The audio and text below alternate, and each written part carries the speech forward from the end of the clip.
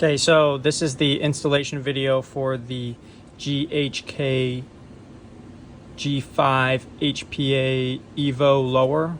It's a long name, but that's the name we're giving it. It's going to come with the lower, and all the part of the mechanics will already be installed, and then you'll have to install your own gearbox parts for over here, unless you buy the one that's already pre-assembled. I'm not going to go over the disassembly for this, but I will go over the reassembly. The disassembly is pretty simple. You just unscrew stuff and push pins out and things.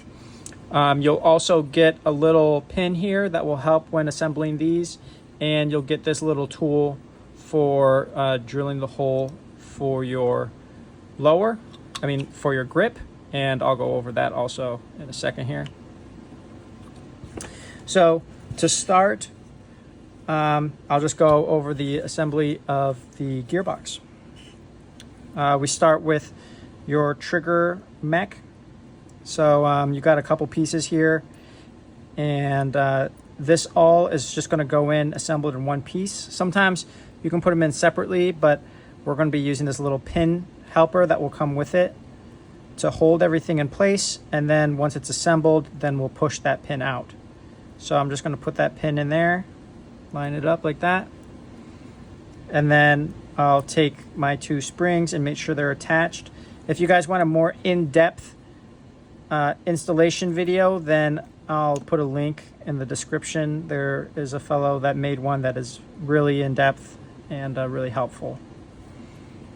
So I'm putting all of these pieces on here sort of as one big section.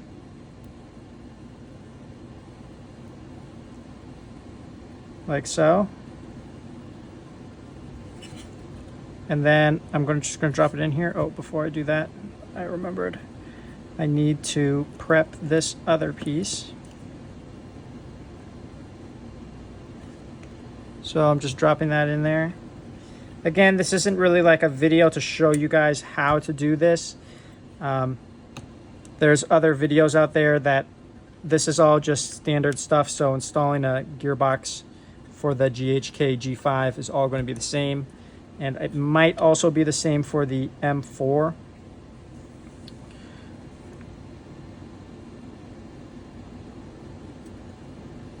Okay. Let me get this piece back on here.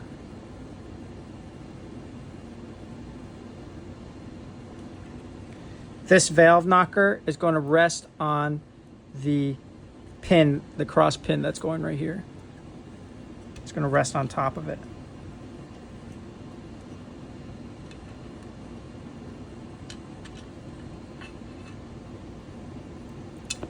Let me actually turn this around.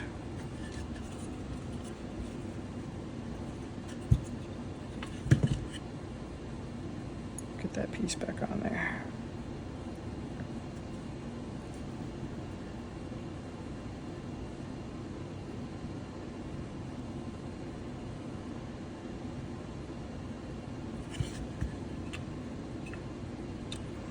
Now I'm sort of holding the valve knocker, this spring and this spring all forward.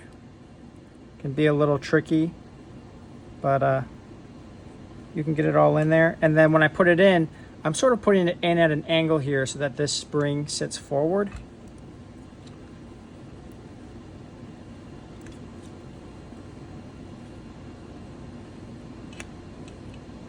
Starting with just getting the trigger through the trigger bar, and then this little tool here is what I like to use. It's sort of like a dental pick or a cleaning pick, and this end here is a little angled, and so I'll use that to grab the spring in here, and I'm going to scrape along the wall to bring that spring forward.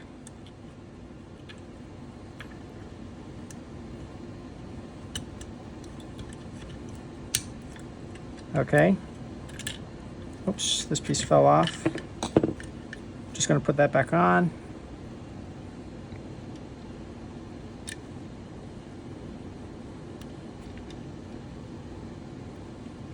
This is like a little hook, which can be hard to put on. I'm going to use a pliers.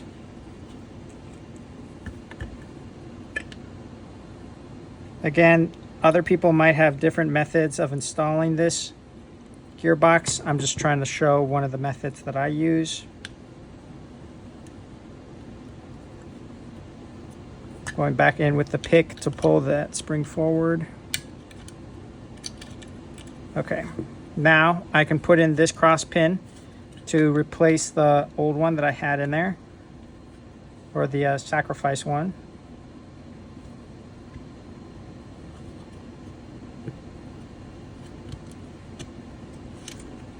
And that will just push that other one out.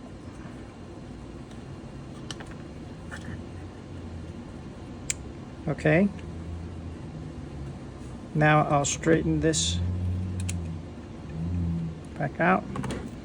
And then this one that I put in beforehand, I'm going to push through, but I'm also going to use the pick to lift up the spring as I do that, because the spring is supposed to be above it. So I'm reaching in there, grabbing the spring and lifting it up.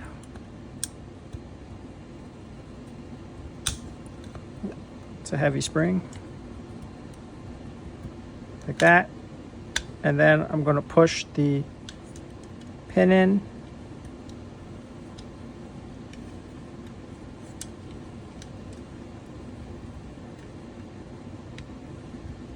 Now the spring is resting on it. And I can just look through the wall here and then straighten that pin out to get it to go straight in.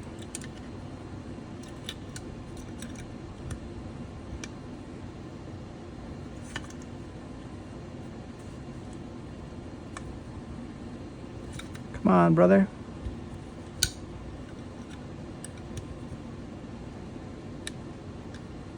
It's giving me a hard time.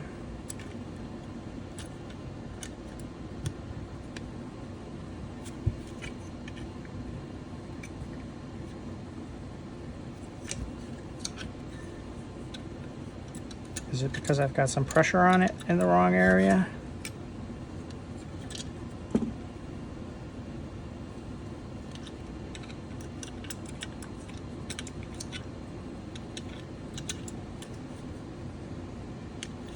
If you guys have suggestions on better ways to install this, there we go. Let me know, because I am all ears. Smekbox. I've taken this apart so many times and I feel like I just can never find the best way to do it. So that pin went in. I'll straighten this back out again.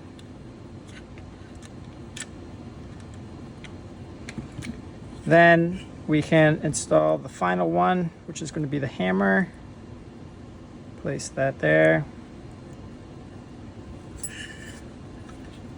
Turn this around and I'm dropping this down like this, and I'm going to use the spring here to grab the plunger and make sure that it's in between.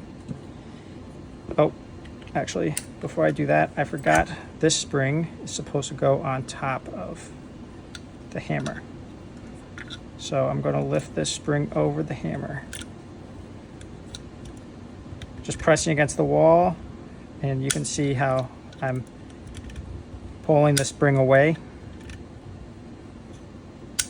Oh man.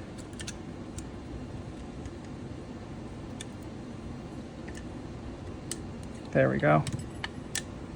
Just got to get it on the correct side of that. So then I can straighten the plunger out.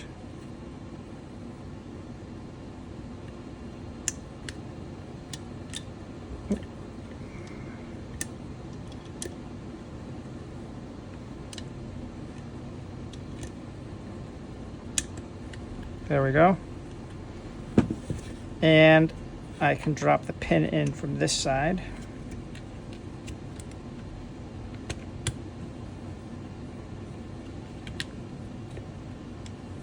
Or it might be easier on the other side, but let's try this side first. So it's gone in halfway. Now, got to make sure that the plunger, go past the plunger.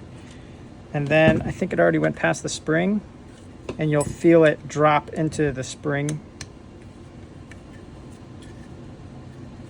Or the spring drop into its groove. Oh, I went past it. Oops.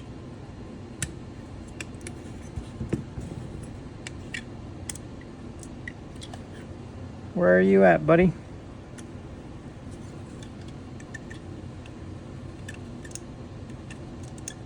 Oh, it's very subtle. Did I put it in the right way? Yeah, I did.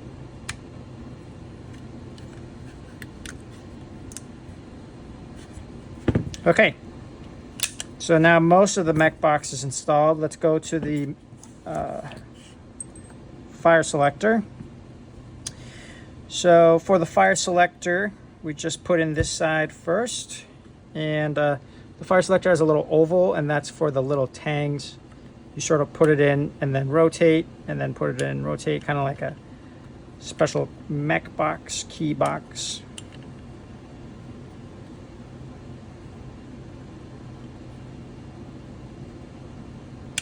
And there we go. And then I can put on the other side. And this uses a 1.5 millimeter grub, which I believe is this little guy right here.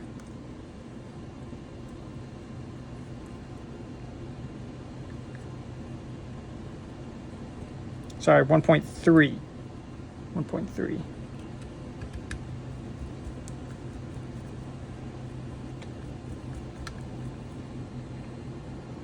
Just until we get it to remain even. You can also put a little bit of thread lock in there if you want, blue thread lock, but I've been taking this apart so often I don't really feel like I need to. And then we'll drop the ball bearing down here. Push that down. And the spring. And the grub screw, which uses a 1.5. I'm sorry, I keep messing that up. 2 millimeter. So just push that in.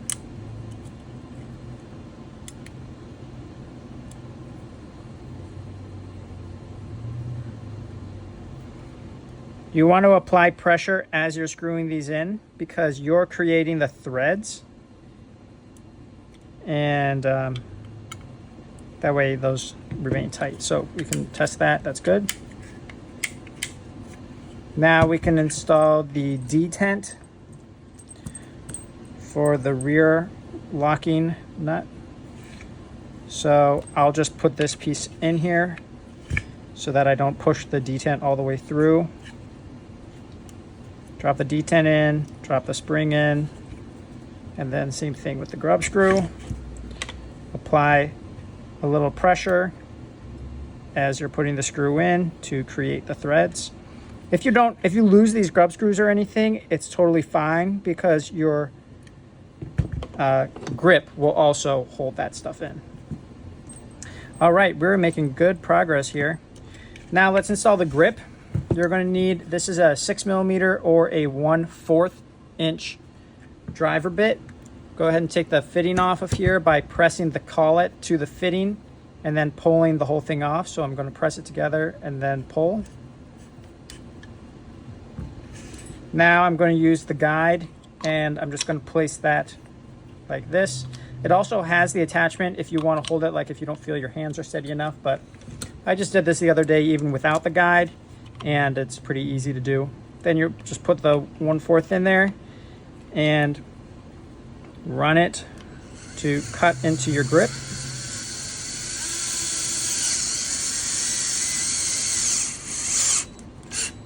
So I broke through there, but I was going too slow, so just get that. And then that's what you don't need anymore. You're cutting that away. And now we got our opening here. I'll just make sure that this is opened up enough by putting the bit in and then rotating the driver a little bit. And then you're going to push the HPA line through. I'll turn the grip upside down so that it follows the line of the grip for now. And then when I get closer to the end, I can flip it over. Now we'll take our nut, place that in here, and push the grip onto it. And then Phillips head, sorry, flat head. Oh, I'm sorry. Yeah, I was right. Phillips head, wrong screw.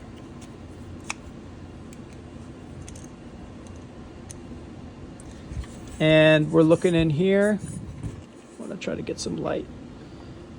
You're just going to have to pull the HPA line away and then drop the screw in and use the screwdriver to push the screw into the hole. So right now the HPA line is sort of in the way. I'm pushing the screw into the hole and then using some force even before I screw it in to coax that screw to go straight, because you're only pressing against, you're fighting against the line, and the line will move out of the way. Okay, there you go, dropped it down, and now I can tighten it in.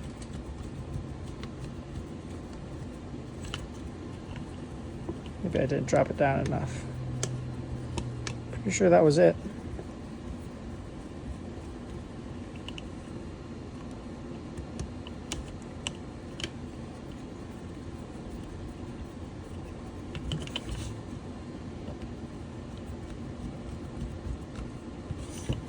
Could be that the screw's slightly at an angle.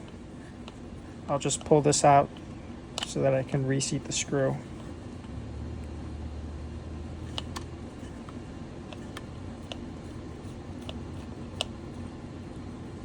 There we go. So that goes down until it's snug. No need to over tighten. And then we can put our fitting back on. And that's most of the hard stuff. Let's do the stock now. The stock has a pin and a little C-clamp.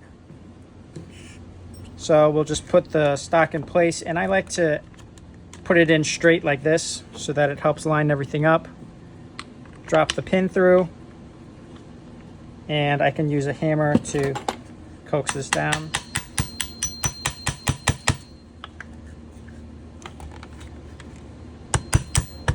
There we go. Close that back up, and then little C-clamp. I'll push on with any tool that I have on hand.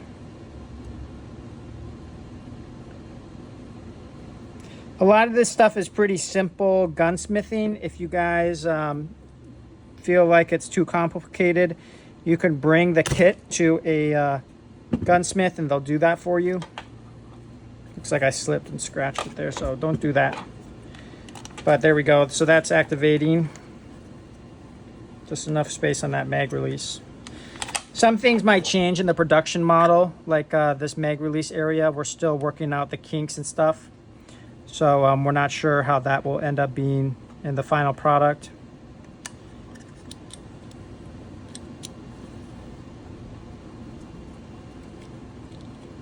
Yep. Yeah, it's a little tight. And then a lot of these little gears and stuff we're going to be replacing with metal parts just to make it cleaner and give it a little more crisp. But we can test that bolt stop function here, and we can see that the bolt stop gets lifted up and drops back down when an empty mag goes in and out. One thing about Evo mags is they don't really like to have this detent pressed in the opposite direction. See how it's not really letting me push it down? So you don't really want to activate the bolt release when you have an empty mag, because what I'm doing right now is just flexing the bolt release, but when it's metal it won't do that, and instead it will try to press that down. So this is really only for if you put the mag in, you're shooting, you go empty, it pushes the bolt up, and then you replace your magazine, and then you release the bolt. And that's really the method that you want to do. So let's put the upper on. This is a used upper that we have, that we bought. People have been asking about it. The previous owner used some kind of texturing paint.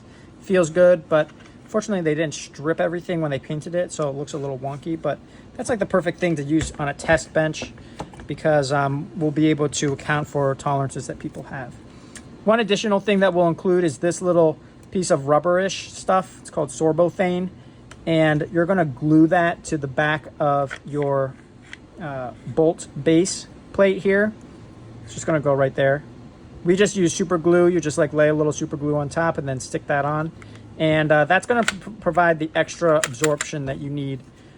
This is even a good thing to do even if you're not using our kit, just to keep the rear from cracking so quickly. I don't think ours will have that problem because of all the extra material that we've added here and stuff. And this isn't even the final model. We still have one that we've even added more material back here and to increase the strength. But this is a little trick that we like to do that helps a lot with this stuff. So because the feed lips are already installed on here, you're going to want to install the kit first with the bolt locked back like this to push this back. So let's go and install the front pin. I'll see if I can do this the opposite direction.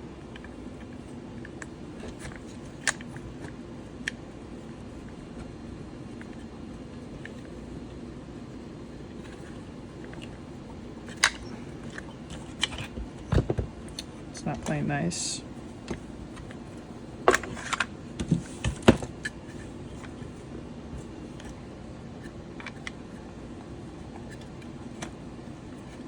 Just gotta line that up. There you go. It's a little tight in the upper, and I think that's because of the paint that the previous owner had. And then we'll just use the hammer to lightly tap that in. You shouldn't have to if you just look from this side. Now we can use that flathead and put this end on.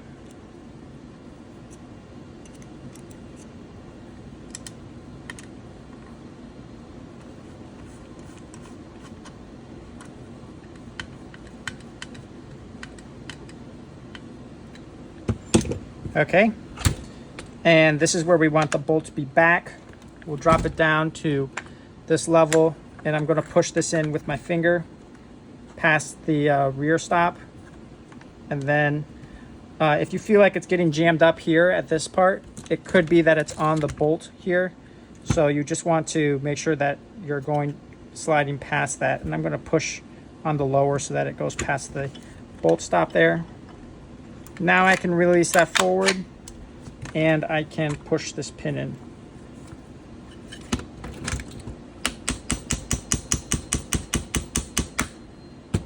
And there we go.